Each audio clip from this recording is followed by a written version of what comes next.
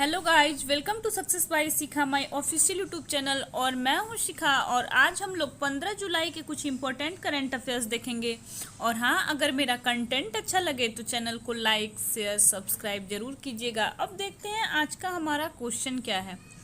तो हमारा पहला क्वेश्चन है कि विदेश मंत्री एस जयशंकर ने किस देश में एक प्रमुख तिब्लिसी पार्क में महात्मा गांधी के एक प्रतिमा का अनावरण किया।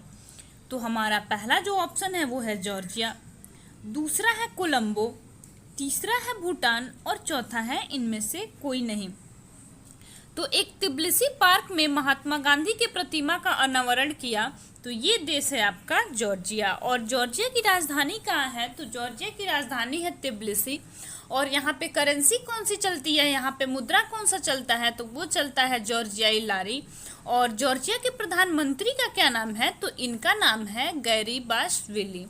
और कोलंबो किस देश की राजधानी है? तो ये श्रीलंका की राजधानी है। और भूटान की राजधानी कहाँ है? तो भूटान की राजधानी है थिम्पू। अब बढ़ते हैं अपने अगले क्वेश्चन की तरफ। तो हमारा अगला क्वेश्चन है, ओलंपिक खेलों की जिम्नास्टिक प्रतियोगिता को जज करने के लिए भारत की तरफ से किसे चुना गया है?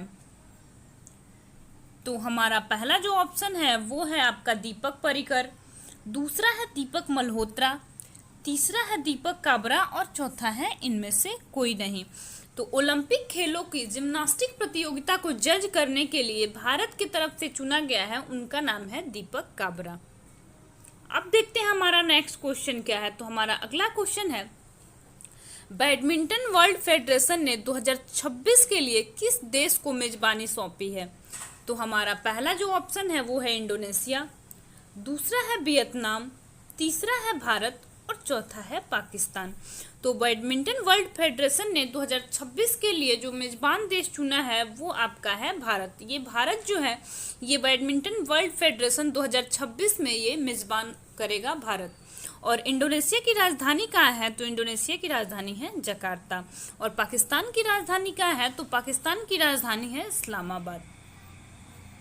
अब देखते हैं कि हमारा नेक्स्ट क्वेश्चन क्या है। तो हमारा अगला क्वेश्चन है कि 5वीं बार नेपाल के प्रधानमंत्री किसे नियुक्त किया गया है? तो हमारा पहला जो ऑप्शन है वो है केपी शर्मा ओली, दूसरा है शेर बहादुर देउबा, तीसरा है विद्या देवी भंडारी और चौथा है इनमें से कोई नहीं।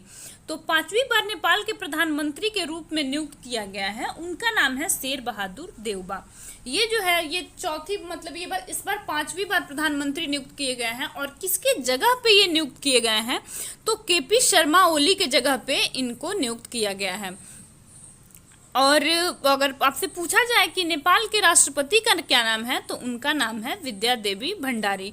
और नेपाल की राजधानी कहाँ है? तो नेपाल की राजधानी है काठमांडू और करेंसी वहाँ का है रुपया। अब देखते हैं कि हमारा नेक्स्ट क्वेश्चन क्या है। तो हमारा अगला क्वेश्चन है, तेलंगाना मंत्रिमंडल ने स्थानीय निर्वाचन क्षेत्रों के आवासीय विश्वविद्यालय में स्थानीय छात्रों को कितना प्रतिशत आरक्षण देने का निर्णय लिया है? तो हमारा पहला जो ऑप्शन है वो है 40%, दूसरा है 50%, तीसरा है 45% और चौथा है 60%। तो ये जो तेलंगाना मंत्रिमंडल ने स्थानीय निर्वाचन क्षेत्रों में आवासीय विश्वविद्यालयों में जो आरक्षण देने का फैसला किया है वो आपका है 50%। अब देखते हैं हमारा नेक्स्ट क्वेश्चन क्या है। तो हमारा अगला क्वेश्चन है कि विश्व युवा कौशल दिवस ये कब मनाया जाता है? तो हमारा पहला जो ऑप्शन है वो है 15 जुलाई, दूसरा है 16 जुलाई, तीसरा है 17 जुलाई और चौथा है 14 जुलाई। तो विश्व युवा कौशल दिवस जो है ये आपका 15 जुलाई को मनाया जाता है। यह दिन युवाओं को ऐसे कौशल से लैस करने के लिए महत्व को पहचानता है जो उन्हें उद्यमी बनाने, उन्हें रोजगार ढूंढने में मदद कर पाए। और इस बार की थीम क्या थी? तो इस बार की थीम थी reimagining youth skills post pandemic. अब देखते हैं कि हमारा नेक्स्ट क्वेश्चन क्या है। तो हमारा अगला क्वेश्चन है कि एनटीपीसी भारत का सबसे बड़ा सोलर पार्क बनाएगी, ये भारत के किस राज्य में बनाया जाएगा? तो हमारा पहला जो ऑप्शन है वो है दिल्ली, दूसरा है कर्नाटक, तीसरा है आंध्र प्रदेश और चौथा है गुजरात। तो भारत का सबसे बड़ा जो है ये सोलर पार्क आपका गुजरात में बनाया जाएगा। और गुजरात के किस जिले में बनाया जाएगा, तो ये गुजरात के कच्छ जिले में बनाया जाएगा। और कितना गीगावाट का ये होगा, तो 4.75 गीगावाट का होगा। और भारत का सबसे बड़ा जो है ये सौर पार्क होगा। और अगर आपसे पूछा जाए गुजरात के बारे में, तो गुजरात का फॉर्मेशन कब हुआ था, तो ये हुआ था 1 मई 1960 में। और यहाँ का लिटरेसी रेट कितना है, तो यहाँ पे लिटरेसी रेट है 78.03%। और लोकसभा में यहाँ पे 26 सीट है, राज्यसभा में 11 सीट है, और टोटल जिलों की संख्या यहाँ पे 33 है। और आपसे पूछा जाए कि गुजरात के विधानसभा में कितनी सीट है, तो ये है 182। और गुजरात के डैम के बारे में अगर आपसे पूछा जाए, तो सरदार सरोवर डैम यहाँ पे है, कडाना डैम है, दंतीवाड़ा डैम है, उकई डैम है, और धरोई डैम भी यहीं पे है। अब देखते हैं कि हमारा नेक्स्ट क्वेश्चन क्या है। तो हमारा अगला क्वेश्चन है, भारत को जल्द ही दूसरा सबसे लंबा एक्सप्रेसवे मिल जाएगा। तो न्यू गंगा एक्सप्रेसवे भारत के किस राज्य से होके गुजरेगा? तो हमारा पहला जो ऑप्शन है वो है बिहार, दूसरा है मध्य प्रदेश, तीसरा है उत्तर प्रदेश, और चौथा है इनमें से कोई नहीं। तो ये जो है न्यू गंगा एक्सप्रेसवे भारत के उत्तर प्रदेश राज्य से होके गुजरेगा। और उत्तर प्रदेश का एस्टैब्लिशमेंट कब हुआ था, फॉर्मेशन कब हुआ था, तो ये हुआ था 24 जनवरी 1950 में।